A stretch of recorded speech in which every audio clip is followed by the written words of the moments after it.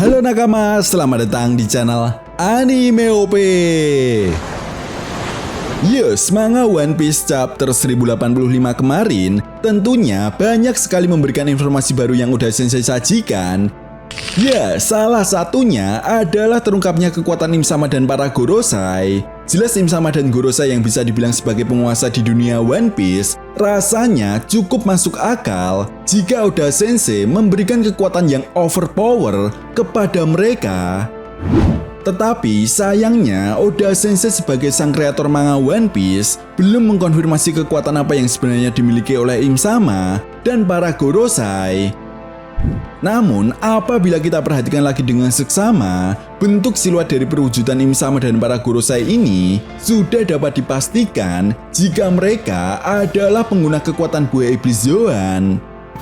Tentu saja bukan sembarang buaya iblis Zoan biasa, karena tidak menutup kemungkinan buaya iblis Zoan yang mereka miliki adalah berjenis mythical Zoan. Tetapi satu hal yang sangat mencolok dari Im-sama adalah kekuatannya mampu menciptakan sebuah panah. Dan apabila kita perhatikan lagi, panah ini mirip seperti perwujudan sebuah ekor pada Devil. Di sisi lain, seperti yang dijelaskan pada manga One Piece chapter 1084 dan chapter 1085, Raja Cobra meyakini jika Im-sama dan para Gorosei ini sebenarnya berasal dari masa lalu. Itu sebabnya ini juga berkaitan dengan kekuatan buaya iblis yang dimiliki oleh Luffy, yaitu Mythical Zoan Hitoi Tonomi model Nika, yang juga berhubungan dengan masa abad kekosongan atau Void Century. Perlu diingat, selain inisial D yang menjadi ancaman yang sangat nyata di mata pemerintah dunia, bangkitnya kekuatan buaya iblis Hitoi Tonomi model Nika juga menjadi ancaman bagi pemerintah dunia. Jadi, sangat masuk akal jika kita menyimpulkan bahwa kekuatan buaya iblis yang dimiliki oleh Im-sama dan para Gorosei adalah berjenis mythical Zoan. Lalu kemudian di sisi lain, satu hal yang tak kalah menarik adalah apabila kita perhatikan lagi perkataan Im-sama pada manga One Piece chapter 1085, Im-sama mengatakan kepada Raja Cobra bahwa terdapat satu skenario yang buruk, yaitu melepaskan semua Poneglyph, dan menurut Im-sama, semua itu sudah direncanakan oleh Ratu Lily. Nah, apabila kita analisa lagi, perkataan Im-sama ini memang mengacu dengan apa yang dilakukan oleh Nefertari Lily di masa lalu. Dan bisa jadi inilah alasan kenapa Nefertari Lily menghilang tanpa jejak. Bahkan menurut Raja Cobra, tidak ada satupun catatan sejarah yang menulis atau menyebutkan keberadaan Ratu Lily. Nah, sampai di sini, yang menjadi sebuah pertanyaan besarnya adalah, apakah mungkin menghilangnya Ratu Lily ini ada kaitannya dengan kedatangan Kozuki Toki dari masa 800 tahun yang lalu ke negeri Wano? Karena seperti yang kita tahu, bahwa satu-satunya pengrajin Poneglyph hanyalah para penduduk negeri Wano di masa lalu. Apakah ini hanya sebuah kebetulan? Serta keseruan apa lagi yang akan terjadi di chapter 1086 nantinya? Well, tentunya ini sangat menarik untuk kita bahas bersama. Oke, namun sebelum masuk ke pembahasannya, jangan lupa like video ini ya bosku, sebagai dukungan kalian semua untuk channel ini ke depannya. Nah, jika sudah, terima kasih banyak dan mari kita mulai. Oke, pembahasan kali ini akan kita awali dari kedatangan Kozuki Toki ke negeri Wano. Nah, tentunya kalian semua para fan One Piece masih ingat jika kedatangan Kozuki dari masa 800 tahun yang lalu secara tidak langsung membawa sebuah perubahan besar bagi para penduduk negeri Wano yang ketika itu sedang dijajah oleh Orochi dan Kaido. Ya, para penduduk negeri Wano ketika itu yakin apa yang dikatakan oleh Kozuki Toki bahwa 20 tahun yang akan datang ada seseorang yang membawa sebuah fajar baru bagi negeri Wano. Dan benar saja, ketika kelompok bajak laut topi jerami datang ke negeri Wano, mereka berhasil mengalahkan Kaido dan membebaskan semua penderitaan yang dialami oleh para penduduk negeri Wano selama 20 tahun lamanya.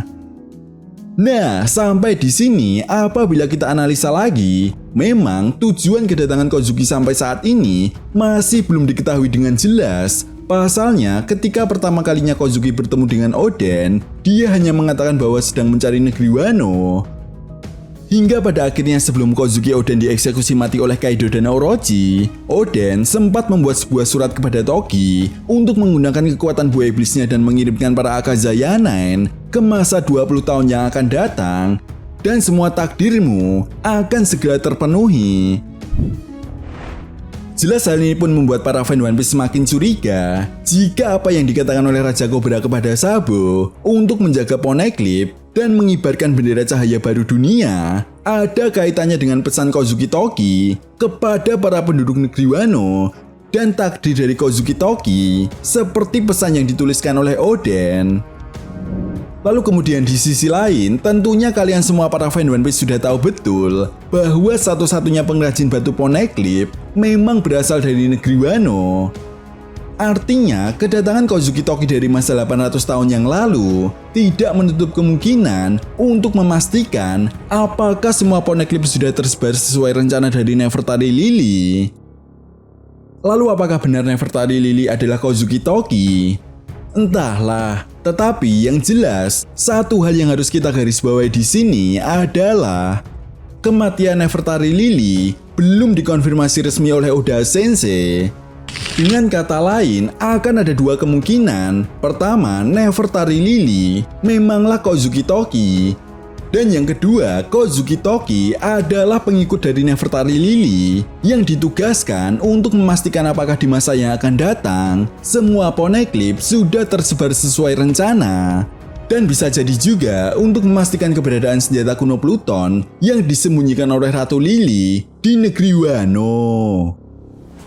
Ya, seperti yang pernah dikatakan oleh Kozuki Sukiyaki, jika ingin menggunakan senjata kuno Pluton, maka harus ada seseorang yang membuka perbatasan negeri Wano dengan menghancurkan dinding air terjun yang mengelilingi negeri Wano. Dan inilah yang akan menjadi peran penting bagi Momonosuke untuk memerintahkan Junisa demi membuka perbatasan negeri Wano dan menggunakan senjata kuno Pluton. Dan seolah hal ini juga semakin mempertegas jika senjata kuno Pluton yang ada di negeri Wano memang ada hubungannya dengan kerajaan Alabasta.